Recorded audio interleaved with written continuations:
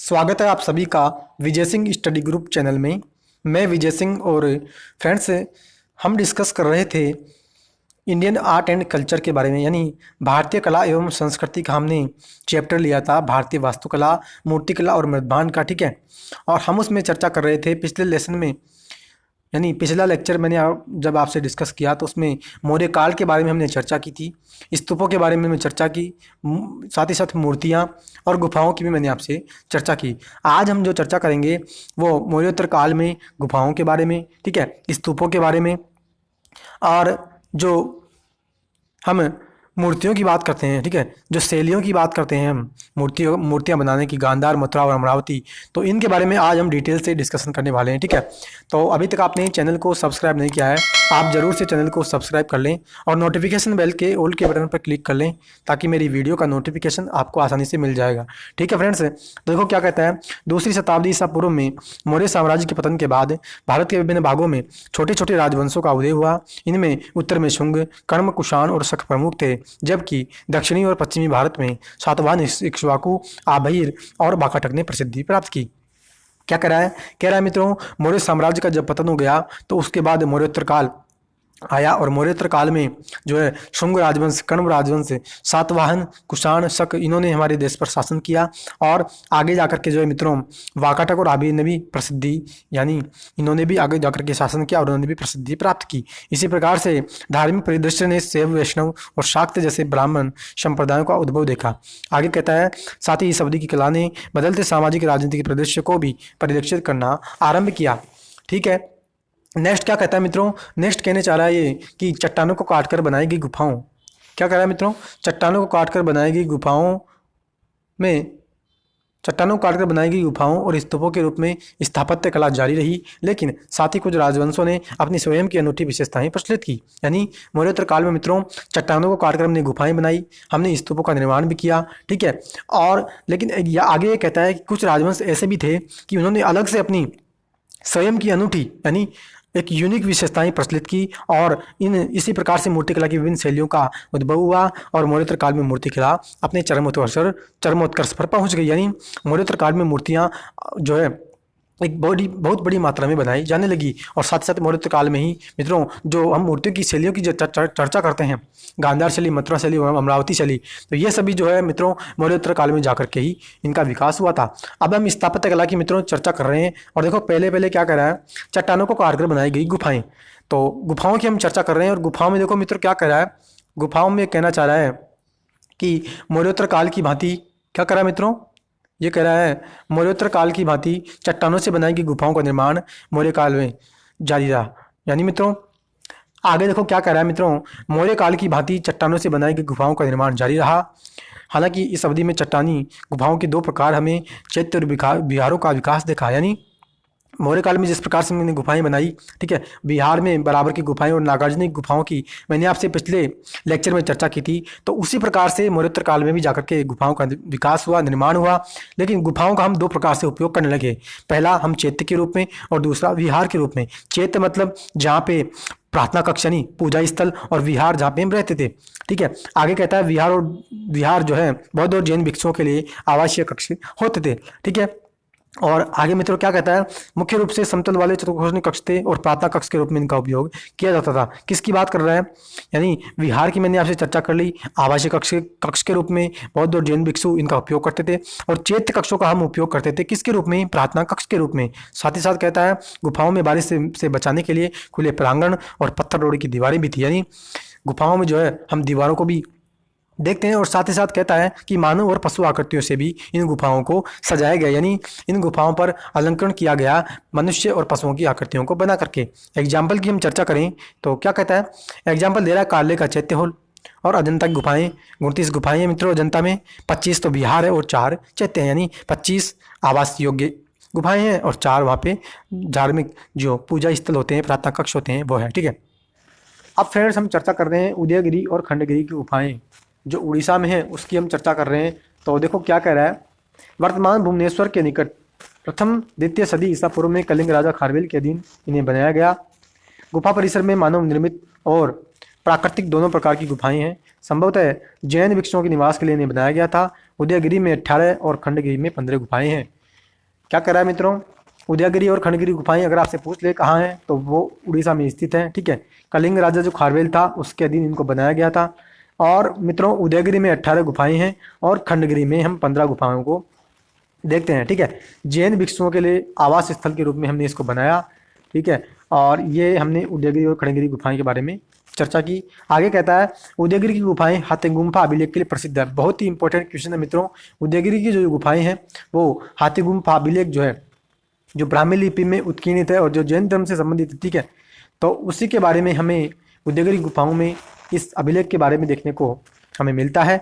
तो कहता है उदयगिरी की गुफाएं हाथी गुम्फा अभिलेख के लिए प्रसिद्ध हैं, जिसे ब्राह्मी लिपि में उत्कीर्णित किया गया। ठीक है, जैन नमोकार मंत्र के साथ ये आरंभ होती है, यानी जैन नमोकार जो मंत्र है तो उसके साथ ये अभिलेख आरंभ होता है और राजा खारवेल द्वारा किए गए विभिन्न सैन्य अभियानों का हमें जो यहाँ पे संदर्भ देखने को मिलता है। अन्य गुफाओं में भी अभिलेख पाए गए हैं। उदयगिरी में रानी गुम्फा गुफा 2 मंजिला है और उसमें कुछ सुंदर मूर्तियां भी है। ठीक है मित्रों, यानी उदयगिरी गुफाएं जो उड़ीसा में है उसमें हमें हाथी गुम्फा अभिलेख देखने को मिलता है। ठीक है, हाथी गुम्फा अभिलेख ब्राह्मी लिपि में उत्कीर्णित है, जैन नमोकार मंत्र के साथ ये आरंभ होता है और कलिंग राजा जो खारवेल था, ठीक है, तो उसी के संदर्भ में हमें ये अभिलेख देखने को मिलता है। और उसने जो सैन्य अभियान जितने भी किए हैं तो उन सभी सैन्य अभियानों का हमें इस अभिलेख में संदर्भ मिलता है। ठीक है, नेक्स्ट हम चर्चा करें मित्रों, तो नेक्स्ट देखो क्या कहता है। नेक्स्ट कह रहा है कि स्तूपों की अब हम चर्चा कर रहे हैं। ठीक है, हमने अभी तक गुफाओं की चर्चा की। ठीक है, और अब हम चर्चा कर रहे हैं स्तूपों के बारे में। तो देखो क्या कहता है, मौर्योत्तर काल में स्तूप विशाल और अधिक अलंकृत होते गए। लकड़ी और ईंट के स्थान पर प्रस्तर का अधिक से उपयोग किया जाने लगा। शुंग राजवंश ने स्तूपों के सुंदरतापूर्वक अलंकृत प्रवेश द्वारों के रूप में तोरण का निर्माण आरंभ किया। तोरणों को जटिल आकृतियों और पैटर्नों के साथ उत्कीर्णित किया जाता था और ये हेलेनिस्टिक प्रभाव के साक्ष्य हैं। यानी मित्रों पिछले लेसन में भी, यानी पिछला जो लेक्चर मैंने डाला था उसमें मैंने आपसे विस्तृत रूप से चर्चा की थी, जब मैंने आपको मौर्य काल में स्तूपों के बारे में बताया था कि अशोक के राज्यकाल में लगभग 84,000 स्तूपों का निर्माण किया गया था। और उसमें भी मैंने आपको बताया था क्या कि शुंग जब आए मौर्योत्तर काल में तो शुंगों ने स्तूपों के अंदर जो है तोरण द्वारों का निर्माण आरंभ किया। यानी स्तूप का मैंने आपको पिक्चर बताई थी और उसमें मैंने आपको बताया था कि जो मुख्य द्वार होता है उन द्वार का निर्माण पहले हमारे स्तूपों में नहीं होता था। जब शुंग राजवंश हमारे भारत में शासन किया उन्होंने जाकर के फिर स्तूपों में जो अलंकृत यानी जो सजावटी तोरण द्वार हैं उनका उन्होंने निर्माण आरंभ किया। और कहता है लकड़ी और ईंट के स्थान पर प्रस्तर यानी अधिक से अधिक हमारा उन स्तूपों में पत्थर का उपयोग किया जाने लगा। शुंगों के शासनकाल में और मौर्योत्तर काल में तोरणों को जटिल आकृतियों और पैटर्नों के साथ सजाया गया और ये हेलेनिस्टिक प्रभाव के साक्ष्य हैं। यानी जो यूनानी जो शैली थी, जो हमारी निर्माण की शैली, तो उसी प्रभाव के यहाँ पे हमें साक्ष्य नजर आते हैं। एग्जाम्पल कह रहा है कि मध्य प्रदेश में भरूच का स्तूप और सांची का स्तूप, इन दोनों के तोरणों की यहाँ पे बात की जा रही है। ठीक है, तो फ्रेंड्स ये मैंने आपसे चर्चा की स्तूपों के बारे में। अब हम चर्चा कर रहे हैं मूर्तियों के बारे में। यानी मौर्योत्तर काल में मूर्तियाँ जो बनी, चाहे हम बुद्ध की मूर्ति बात करें या अन्य मूर्तियों की बात करें, ठीक है, तो उन मूर्तियों को बनाने के लिए हमने कौन कौन सी शैलियाँ का प्रयोग किया। ठीक है, तो उन सभी के बारे में हम डिटेल से डिस्कशन करने वाले हैं। ठीक है, तो देखो क्या कहता है, ये कहता है मूर्तिकला में इस अवधि में मूर्तिकला की 3 प्रमुख शैलियाँ गांधार, मथुरा और अमरावती शैली का विकास अलग अलग स्थानों पर हुआ। यानी मौर्योत्तर काल में मूर्तिकला की हमें 3 शैलियाँ देखने को नजर आती है। पहली है गांधार शैली, दूसरी है मथुरा शैली और तीसरी है अमरावती शैली। ठीक है मित्रों, तो पहले हम चर्चा कर रहे हैं गांधार शैली के बारे में। और गांधार शैली में देखो क्या कहता है, ये कह रहा है आधुनिक पेशावर और अफगानिस्तान के निकट पंजाब की पश्चिमी सीमाओं से संलग्न हिस्से में गांधार शैली का विकास हुआ। ठीक है, गांधार शैली का विकास कहाँ हुआ, तो आधुनिक पेशावर जो पाकिस्तान में है और अफगानिस्तान के निकट इस गांधार शैली का विकास हुआ। यूनानी आक्रमणकारी अपने साथ ग्रीक और रोमन मूर्तिकारों की परंपराएं लाए, जिससे इस क्षेत्र की स्थानीय परंपराएं प्रभावित हुई। इस प्रकार गांधार शैली को कला की ग्रीक इंडियन शैली के रूप में भी जाना जाने लगा। यानी मित्रों गांधार शैली जो है ना मित्रों, 2 शैलियाँ इसमें मिलती है, यानी 2 शैलियों को मिलाकर के गांधार शैली का निर्माण हुआ है। पहली तो है हमारी इंडिया की शैली यानी भारत की जो मूर्तिकला की जो शैली है, और दूसरी जो यूनानी रोमन की जो शैली है, इन दोनों को जब मिला दें तब जाकर के मित्रों गांधार शैली का निर्माण होता है। ठीक है। और ये गांधार शैली जो है उसी के बारे में कह रहे हैं कि जो यूनानी जो आक्रमण करने यानी भारत में जब इंडो यूनानी मौर्योत्तर काल में जब आए तो उन्होंने जो मूर्तिकला की जो शैली है ग्रीक शैली, तो वो लेकर के आए और यहाँ से जब भारतीय इंडियन जो स्थानीय शैली इन दोनों का विकास हुआ तो जाकर के फिर गांधार शैली का निर्माण हुआ। नेक्स्ट कहता है गांधार शैली का विकास 50 ईसा पूर्व से लेकर के 500 ईस्वी तक की अवधि में 2 चरणों में हुआ है। और नेक्स्ट मित्रों क्या कहता है, जहाँ आरंभिक शैली को नीले धूसर बलुआ पत्थर से नीले धूसर जहाँ आरंभिक शैली को नीले धूसर बलुआ पत्थर के प्रयोग के लिए जाना जाता है, वहीं उत्तरवर्ती शैली में मूर्तियां बनाने के लिए मिट्टी और प्लास्टर का उपयोग किया जाता था। बुद्ध और बोधिसत्वों की मूर्तियां ग्रीक रोमन देवताओं पर आधारित है, जो अपोलो की मूर्तियों से मिलती जुलती है। कह रहा है मित्रों, जो गांधार शैली में अधिकांश मूर्तियां बनाई गई किनकी, महात्मा बुद्ध की मूर्तियां बनाई गई। और उन जो मूर्तियां हमने बनाई तो वो जो मूर्ति है ना मित्रों, ग्रीक रोमन देवताओं पर आधारित है। यानी मैंने आपको पहले ही बताया क्या कि गांधार शैली जो है वो यूनानी और ग्रीक यानी यूनानी या ग्रीक शैली इसके निर्माण से बनी है। तो मूर्तियां भी जो बनती है उस पर भी हमें ग्रीक या रोमन शैली का प्रभाव देखने को मिलता है। क्लियर है। अब हम चर्चा कर रहे हैं मथुरा शैली के बारे में। मूर्तियों की शैली की मैं आपसे चर्चा कर रहा हूँ, ठीक है। तो मथुरा शैली के बारे में देखो क्या कहता है। मथुरा शैली के बारे में ये कहता है कि मथुरा शैली का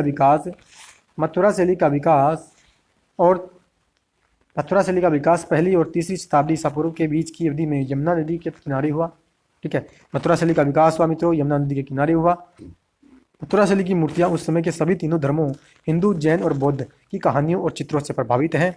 मूर्तियां मौर्य काल के दौरान मिली पहले की यक्ष मूर्तियों के नमूने पर आधारित है। यानी मित्रों क्या कह रहा है, जो मौर्योत्तर काल में मथुरा शैली में हमें ये बता रहा है कि मथुरा शैली में जो मूर्तियां बनी वो तीनों धर्मों से संबंधित है। यानी बौद्ध धर्म की यानी महात्मा बुद्ध की भी हमने मूर्तियां बनाई, हमने हिंदू देवी देवताओं की मूर्तियां बनाई और हमने जैन तीर्थंकरों की भी मथुरा शैली में मूर्तियां बनाई है। आगे कहता है ये जो मूर्तियां हमने बनाई मौर्योत्तर काल में, ठीक है, तो ये जो मूर्तियां हमने बनाई ना मौर्योत्तर काल में, ये मूर्तियां मौर्य काल में जो यक्ष की मूर्तियां मैंने आपसे पहले बताया था कि यक्ष और यक्षिणी की पिछले लेसन में मैंने आपसे चर्चा की थी कि मौर्य काल में 2 सबसे प्रसिद्ध मूर्तियों की हमने चर्चा की, यक्ष और यक्षिणी की, जो तीनों धर्मों से संबंधित थी और सभी जैन तीर्थंकर यक्षिणी से संबंधित थी। मैंने आपको ये भी बताया था।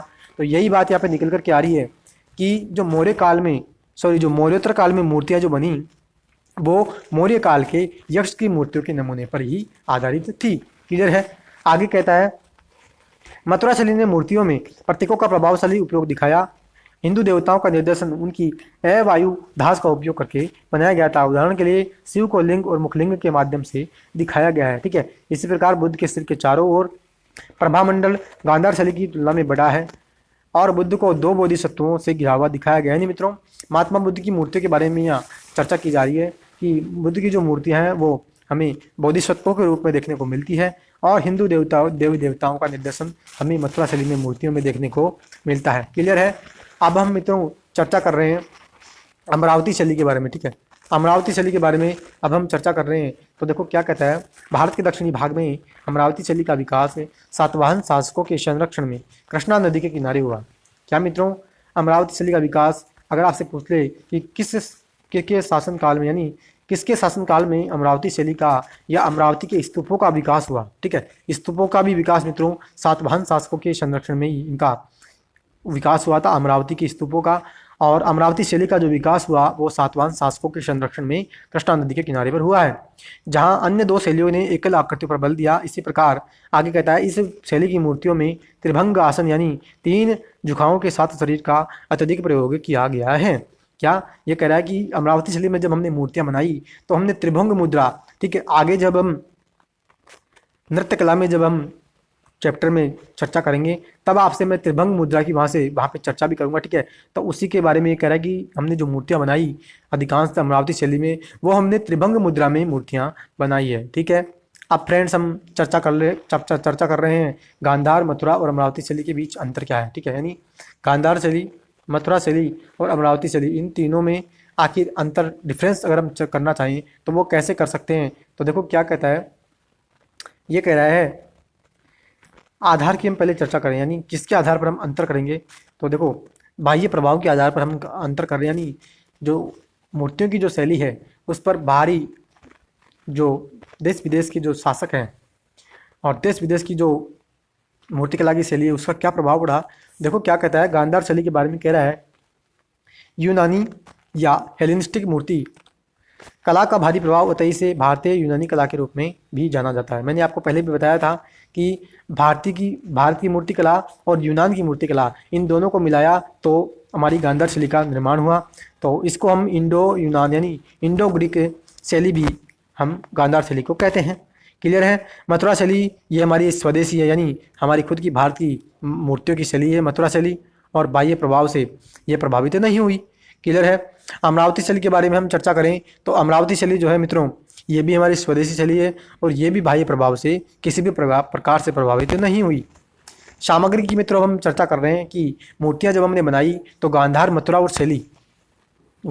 और अमरावती शैली में कौन कौन से जो है हमने सामग्री का प्रयोग करके मूर्तियों का निर्माण किया। तो देखो क्या कहता है कि गांधार शैली में हमने नीले धूसर बलुआ पत्थर का उपयोग किया। क्लियर है मित्रों। नीला धूसर बलुआ पत्थर जो है उसका उपयोग करके हमने गांधार शैली में महात्मा बुद्ध की मूर्तियां बनाई, और साथ ही साथ ये कह रहा है कि मिट्टी और प्लास्टर का भी हमने उपयोग करके मूर्तियों का निर्माण किया। नेक्स्ट मथुरा में बात करें तो वहाँ पे हमने चित्तीदार लाल बलुआ पत्थर का उपयोग करके मूर्तियां बनाई। ठीक है। और अमरावती शैली में मित्रों सफ़ेद जो संगमरमर होता है उसका उपयोग करके हमने अमरावती शैली में मूर्तियों का निर्माण किया। क्लियर है। नेक्स्ट हम चर्चा करें तो धार्मिक प्रभाव की, यानी कौन से धर्म का प्रभाव जो है इन मूर्तियों पर पड़ा है। तो देखो क्या कहता है, गांधार शैली में जो है हमने मुख्य रूप से बुद्ध की मूर्तियां बनाई। ठीक है। मुख्य रूप से बौद्ध चित्रकला का इस प्रभाव पड़ा। मथुरा में हम चर्चा करें तो मथुरा शैली में जो मूर्तियां बनाई वो तीनों धर्मों से संबंधित है। मैंने आपको पहले भी बताया था कि जैन हो या हिंदू हो या बौद्ध, तीनों धर्मों से संबंधित है। मथुरा शैली में हमने मूर्तियां बनाई और तीनों ही धर्मों का मथुरा शैली पर प्रभाव पड़ा है। अमरावती शैली में हमने मित्रों मुख्य रूप से महात्मा बुद्ध की मूर्तियां बनाई है, बौद्ध पर उसका यानी बौद्ध धर्म का अमरावती शैली पर प्रभाव पड़ा है। संरक्षण की हम चर्चा करें मित्रों तो गांधार शैली का जो संरक्षण किया वो कुषाण शासकों ने किया। ठीक है। मथुरा शैली का जो संरक्षण किया वो भी कुषाणों ने किया, और अमरावती शैली का जो संरक्षण किया वो सातवाहन शासकों के द्वारा संरक्षण अमरावती शैली का किया गया है। चाहे हम अमरावती के मूर्तियों की बात करें या अमरावती शैली में हम स्तूपों की बात करें। ठीक है। आगे हम चर्चा करें विकास क्षेत्र की, यानी जो ये तीनों शैलियाँ हैं वो कहाँ कहाँ इनका विकास हुआ, कहाँ कहाँ पे इनका जो है प्रचार प्रसार हुआ। देखो क्या कहता है, आधुनिक गांधार क्षेत्र में और उत्तर पश्चिमी सीमांत प्रांत में ये विकसित हुई गांधार शैली। मथुरा शैली हमारे जो बात करें वो मथुरा में शोक और कंकाली टीला और उसके आसपास विकसित हुई, और अमरावती शैली जो है मित्रों दक्षिण भारत में कृष्ण गोदावरी की निचली घाटी में अमरावती और नागार्जुन कोंडा में और आसपास के क्षेत्रों में ये जो हमारी अमरावती शैली है मूर्तियाँ बनाने की वो विकसित हुई है। आगे मित्रों हम बुद्ध की मूर्ति की विशेषताओं की चर्चा कर रहे हैं। तो बुद्ध की मूर्ति की विशेषताओं के बारे में देखो क्या कहता है। ये कह रहा है कि गांधार शैली में लहराते बालों के साथ बुद्ध को आध्यात्मिक मुद्रा में दिखाया गया है। उन्होंने बहुत कम आभूषण धारण किए हैं और योगी मुद्रा में बैठे हैं। आंखें आदि बंद हैं जैसे कि ध्यान मुद्रा में हो, और यह बुद्ध की सर्वज्ञता को दर्शाता है। यानी मित्रों गांधार शैली में जो मूर्ति हमने बनाई महात्मा बुद्ध की, तो महात्मा बुद्ध को हमने इस प्रकार दर्शाया कैसे कि महात्मा बुद्ध के जो है लहराते हुए बाल हैं। ठीक है। और साथ ही साथ उनको हमने आध्यात्मिक मुद्रा में यानी ध्यान की मुद्रा में हमने उनको दर्शाया है। बहुत कम उन्होंने आभूषण धारण कर रखे हैं और योगी की मुद्रा में वो बैठे हुए हैं। ठीक है। अगर एग्जाम्पल की और पिक्चर की हम बात करें तो ये जो है गांधार शैली में मूर्ति है। ठीक है। लहराते हुए इनके बाल हैं और ये जो ध्यान की मुद्रा में ये जो है बैठे हुए हैं। ठीक है। मथुरा शैली में हम चर्चा करें तो बुद्ध को मुस्कुराते हुए दर्शाया है, प्रसन्नचित्त है। ठीक है। तंग कपड़े हुए पहने हुए हैं, शरीर उनका हष्टपुष्ट है और चेहरा और सिर मुड़ा हुआ है। बुद्ध विभिन्न मुद्राओं में पद्मासन पर बैठे हैं। ठीक है। और ये हम चर्चा करें तो ये जो डायग्राम है, ये जो पिक्चर है, ये मथुरा शैली की महात्मा बुद्ध की मूर्ति है। और अमरावती शैली की मूर्ति मित्रों ये है। इसकी हम चर्चा करें तो देखो क्या कहता है, मूर्तियाँ सामान्यतः बुद्ध के जीवन और जातक कथाओं की कहानियों को दर्शाती है। मित्रों कई बार एग्जाम्स में पूछा गया है कि महात्मा बुद्ध की ऐसी कौन सी शैली की मूर्तियां हैं जो महात्मा बुद्ध के जातक कथाओं से संबंधित, यानी बुद्ध के पूर्व जन्म से जो संबंधित कथाएं हैं उन संबंधित कथाओं से संबंधित जो मूर्तियां हैं वो अमरावती शैली में हमारे को देखने को मिलती है। क्लियर है। और फ्रेंड्स अब हम चर्चा करें यूनानी कला और रोमन कला के बारे में। ठीक है। कह रहा है यूनानी और रोमन शैली के बीच कुछ अंतर है। गांधार शैली दोनों शैलियों का एकीकरण है। मैंने आपको पहले ही बताया, यूनानियों की आदर्शवादी शैली भगवान और अन्य मनुष्यों के पेशे चित्र में बल और सौंदर्य दर्शाते हुए परिलक्षित होती है। संगमरमर का उपयोग करके यूनानी पार्थेनन की कई यूनानी पौराणिक आकृतियों की मूर्तियाँ बनाई गई। यानी रोमन कला या यूनानी कला में जो हमने मूर्तियाँ बनाई वो संगमरमर का उपयोग करके हमने मूर्तियाँ बनाई है, ठीक है। वहीं दूसरी ओर रोमवासी अलंकरण और सजावट के लिए कला का उपयोग करते थे और यूनानी आदर्शवाद के विपरीत प्रकृति में यथार्थवादी थे। रोम कला यथार्थवाद को प्रदर्शित करती है, यानी वास्तविकता को अगर हमें देखना है मूर्तियों में तो वो रोमवासी मूर्तियां जब बनाते थे तो वे वास्तविकता को यानी यथार्थवाद को भी प्रकट करते थे और वास्तविक लोगों और प्रमुख ऐतिहासिक घटनाओं का भी वो चित्रण करते थे। यानी ऐसी वो मूर्तियां बनाते थे कि हमें ऐसा लगता था कि ये मूर्तियां किसी वास्तविक घटना का हमें एक चरित्र चित्रण प्रस्तुत कर रही हो, ठीक है। रोमवासी अपनी मूर्तियों में कंक्रीट का उपयोग करते थे। रोमवासी अपने भित्ति चित्रों के लिए भी प्रसिद्ध थे, यानी रोमवासी जो थे वो मूर्तियां बनाते थे कंक्रीट का उपयोग करके और यूनानी के जो लोग थे वो संगमरमर का उपयोग करके मूर्तियां का निर्माण करते थे, ठीक है। तो ये फ्रेंड्स मैंने आपसे चर्चा की हमारे मौर्योत्तर काल में मूर्तियों के बारे में, गुफाओं के बारे में, ठीक है। और जो हमारी मूर्तियों की जो शैली है, गांधार शैली, मथुरा और अमरावती शैली, तीनों शैलियों के बारे में मैंने आपसे डिटेल से डिस्कशन किया है।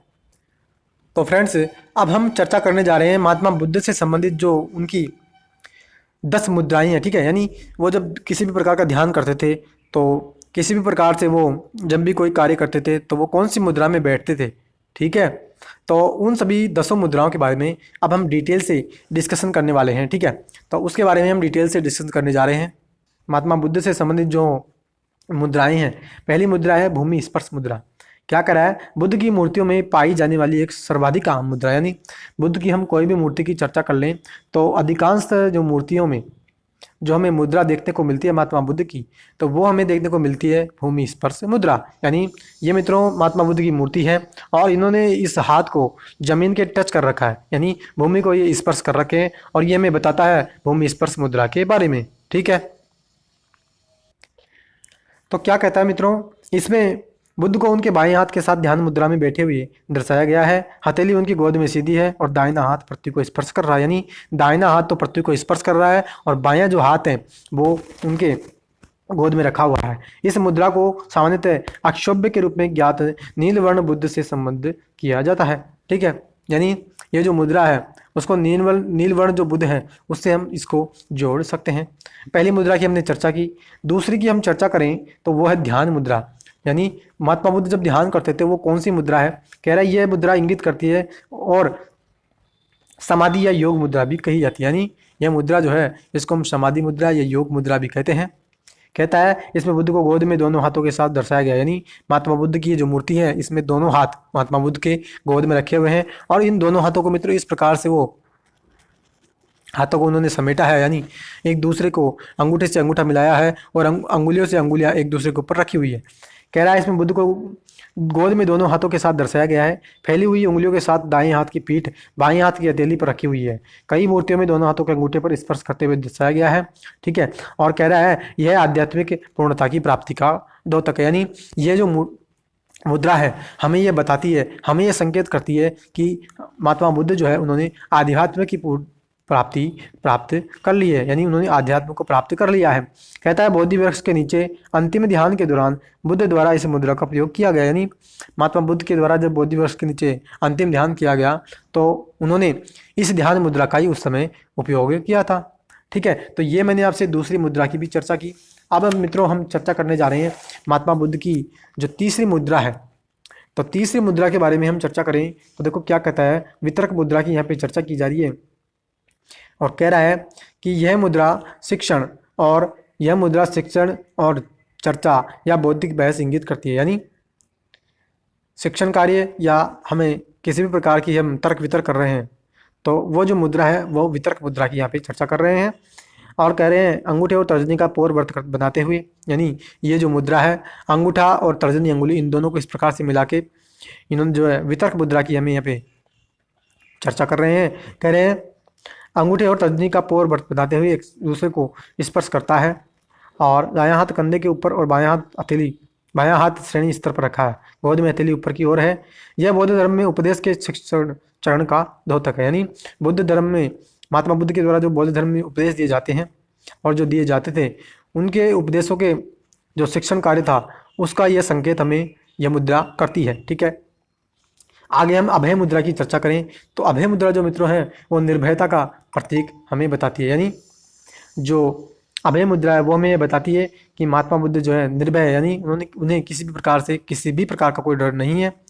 और आगे कहता है कि मुड़ी हुई भुजा के साथ दाहिना हाथ ऊपर की ओर कंधे की ऊंचाई तक उठा है, यानी ये नीचे वाला बायां जो हाथ है वो नीचे रखा है, और जो दाहिना हाथ है वो जो आशीर्वाद की जो मुद्रा होती है उसमें ये उन्होंने दाहिना हाथ रख रखा है। यह मुद्रा बुद्ध द्वारा ज्ञान प्राप्ति के तुरंत बाद दर्शाई गई, यानी महात्मा बुद्ध को जब ज्ञान की प्राप्ति हो गई तो ज्ञान की प्राप्ति के बाद उन्होंने यह मुद्रा दर्शाई है। यह मुद्रा शक्ति और आंतरिक सुरक्षा का प्रतीक है। यह वह मुद्रा है जो दूसरे लोगों में भी निर्भयता की भावना पैदा करती है। यानी मित्रों, यह मुद्रा हमें यह बताती है कि हमें किसी भी प्रकार से कहीं भी हमें डरने की ज़रूरत नहीं है, और किसी भी प्रकार से हमें कोई डर नहीं होना चाहिए। हमें निर्भय होकर जीवन में जीना चाहिए। ठीक है, अब हम चर्चा कर रहे हैं पांचवी मुद्रा, और वह है धर्म चक्र मुद्रा की। यानी जब उन्होंने धम्म का उपदेश दिया, ठीक है, तो उसी के समय जो उन्होंने मुद्रा बनाई, क्या कहता है, इसका अर्थ है धर्म या नियम का चक्र घुमाना, अर्थात धर्म का चक्र गति में लाना। यानी धर्म चक्र जो प्रवर्तन उन्होंने जो मुद्रा बनाई है, तो ये वही धर्म चक्र प्रवर्तन की मुद्रा है। ठीक है, दोनों हाथों का इसमें उपयोग किया जा रहा है। ठीक है, इस मुद्रा में दोनों हाथ सम्मिलित हैं। आगे कहता है यह भाव भगवान बुद्ध द्वारा तब प्रदर्शित किया गया था जब उन्होंने सारनाथ के हिरण उद्यान में अपने ज्ञान के बाद एक साथी को पहला उपदेश दिया। यानी महात्मा बुद्ध ने पहला ही उपदेश जो उत्तर प्रदेश के वाराणसी में जो सारनाथ है वहाँ हिरण उद्यान में जब उन्होंने उपदेश दिया तो उस समय इस मुद्रा का उन्होंने उपयोग किया था। क्लियर है। अब हम चर्चा कर रहे हैं अंजलि मुद्रा की, यानी जो हम हाथ जोड़कर किसी का अभिवादन करते हैं या हम भक्ति जब करते हैं तो उस समय जो मुद्रा हम बनाते हैं, तो वही मुद्रा ये महात्मा बुद्ध की अंजलि की मुद्रा है। कहता है अभिवादन, भक्ति और आराधना के समय हम इसका उपयोग करते हैं। ये भारत में लोगों का अभिवादन नमस्ते करने के लिए उपयोग में लाई जाने वाली सामान्य मुद्रा है। ठीक है, सामान्यतः हम किसी प्रकार का अभिवादन करते हैं, नमस्कार करते हो या प्रणाम करते हैं, तो हम इस मुद्रा का उपयोग करते हैं। यह मुद्रा श्रेष्ठ को नमस्कार का प्रतीक है और इसे गहन सम्मान के साथ आदर का संकेत माना जाता है। क्लियर है। यह माना जाता है कि सच्चे बुद्ध हाथ की यह मुद्रा नहीं बनाते हैं और यह मुद्रा बुद्ध की मूर्तियों में नहीं दिखाई जानी चाहिए।